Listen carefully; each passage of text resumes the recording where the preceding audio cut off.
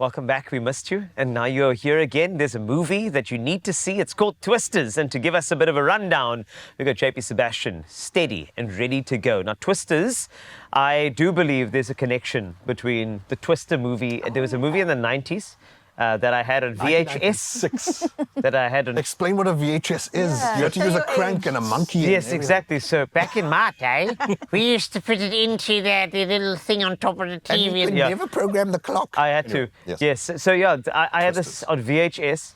I think it's something that I, at that time, recorded from SABC. And that's Is that legal? Legally, I don't even know if that was legal back then, but No, yes, we did that. But there we go. And from then, it was such an exciting movie. Yeah. Is this a sequel? Just a heads up, JP has not seen it. It's a preview. Surprisingly, like the special effects are so immersive that Cape Town kept me away from the cinema. Oh, okay. I don't want to make jokes about the weather. No, Yeah. Too soon. I'm not sure that it's the time for Twisters, but no, I'm keen for it. And I think what you're hitting on there is like when we were growing up, and it's these two old uncles over here, maybe not you, lady.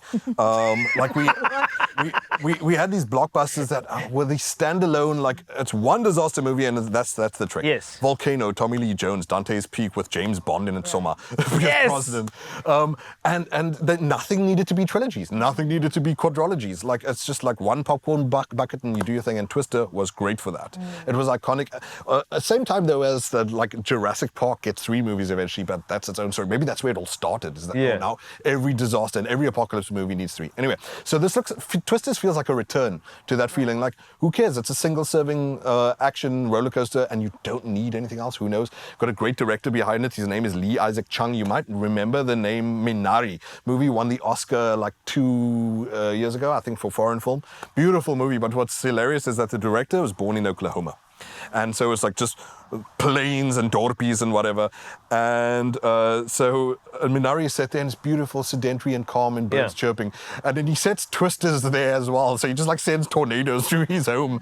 But yeah, it looks beautifully directed, beautifully filmed. But more importantly, from the people themselves, let's have a look at a featurette for the movie out today, Twisters, by director Lee Isaac Chung, who's fantastic, and also including Glenn Powell, the new Tom Cruise. The rain giving us the ambiance here on cue. Thank you, the big director in the sky.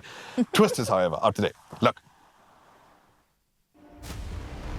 All right, pictures up. Here we go. Let's start bringing the weather up. Weather up.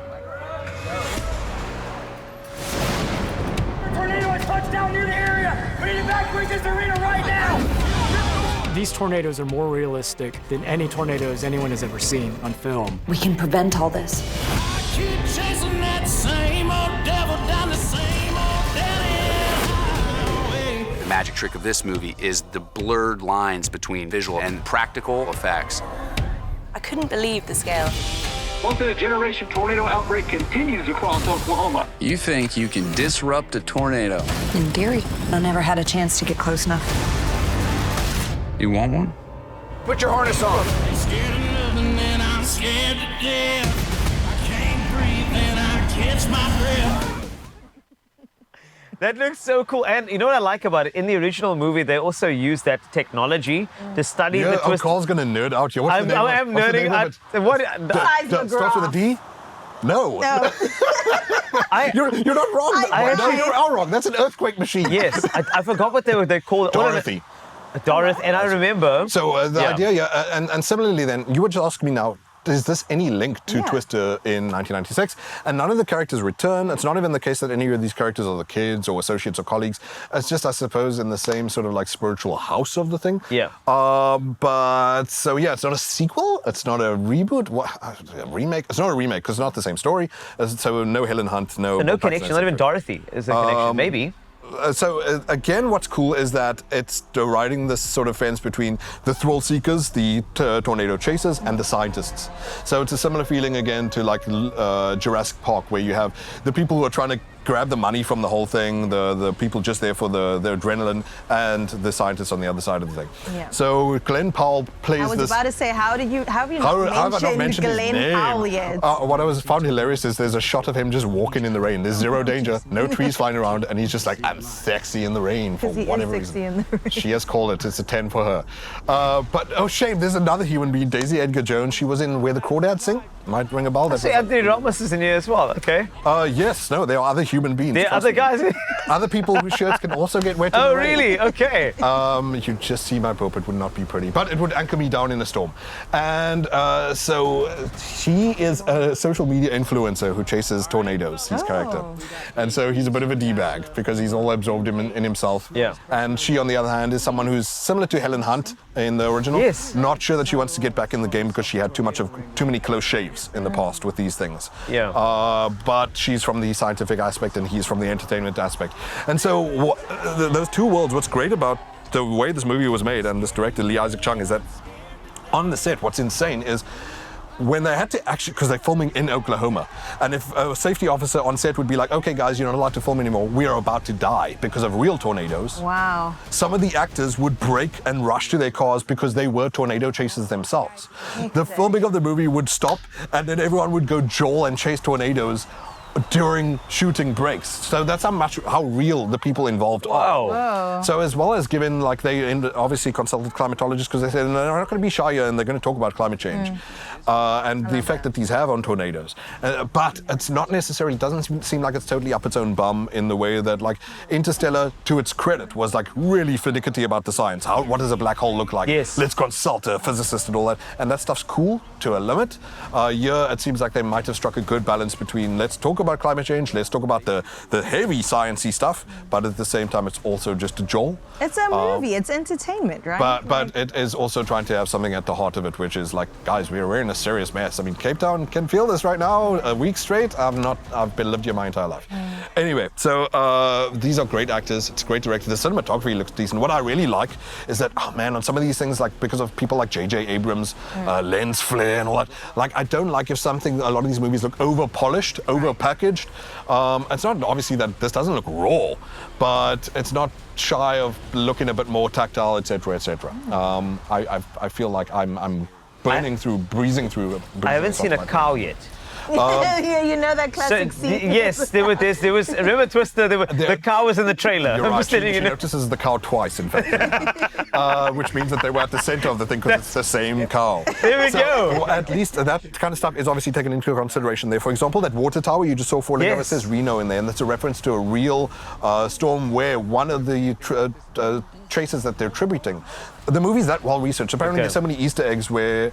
Sorry, one of these storm chasers passed away in that storm. Yeah. And so that's also another respectable thing about the heart of this movie is that it recognizes the commitment and the sacrifice that these mad people make. And it will have Easter eggs to people from that community that Carl, Chris, and JP, we won't get. Okay. But that's how much they care. That's so cool. So I look forward to this one. Like I said, not seen it, don't have a score for it, but But you recommend it? for myself, I'm keen. And I'm sure that plenty of other people will just want to see a popcorn blockbuster where, like I said, there's no, oh goodness, now what is it? What happens in the story arc next? What are the dynamics next? When is Thanos come, etc., etc. So my Thanos. Wow, why did that get shade? Sheesh.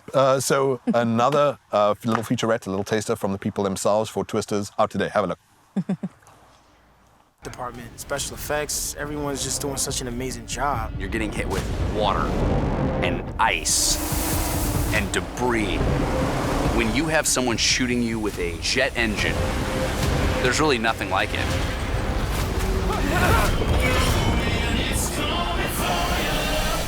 I'm very at one with nature right now.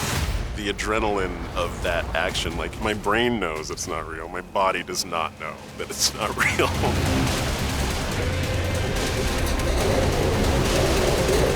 Hold on.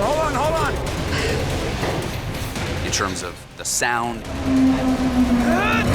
in terms of the scope, I cannot wait to watch an audience watch this movie. Hands up!